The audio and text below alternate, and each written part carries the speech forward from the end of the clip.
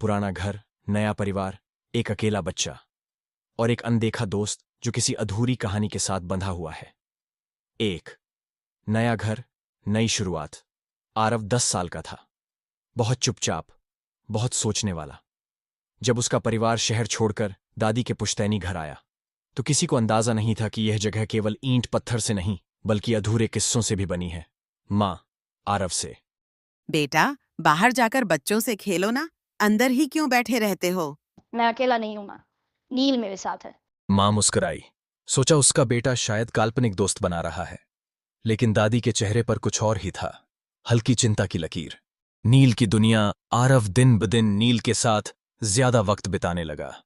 वो बातें करता, खिलौने शेयर करता और कभी कभी तो 2 प्लेटों में खाना मांगता। एक दिन उसने दादी से पूछा, आरव। दादी, इस घर में कोई कुआं था क्या पहले? दादी हक्का बक्का। हाँ, लेकिन तुम्हें किसने बताया? नील ने। उसने कहा वो वहीं गिर गया था, बहुत साल पहले। दादी का चेहरा पीला पड़ गया। उसने कांपते हुए एक तस्वीर निकाली। उसमें एक छोटा सा लड़का था। आरव। ये तो नील है। अधूरी बात दादी की आंखें भर आईं। दादी, ये तेरा छोटा भाई था, नील। खेलते खेलते कुएं में गिर गया था। माँ को माफी तक नहीं मांग पाया, बहुत जिद्दी था। आरव अब समझ चुका था कि नील कोई कल्पना नहीं था, वो सचमुच में कहीं अटका हुआ था, एक अधूरी बात लिए।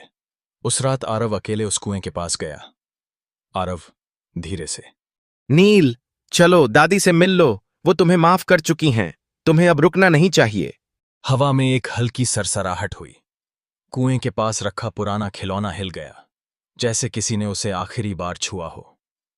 विदाई अगले दिन से आरव ने नील का नाम लेना बंद कर दिया। मां ने सोचा शायद अब वो बड़ा हो रहा है, लेकिन दादी ने देखा आरव की आंखों में अब अकेलापन नहीं था और कमरे में रखी पुरानी तस्वीर में नील अब मुस्कुरा रहा था। कुछ रिश्ते अधूरे रह जाते हैं, लेकिन जब उन्हें समझ लिया जाए तो मिलन हो ही जाता है, भले ही वो दिखे ना।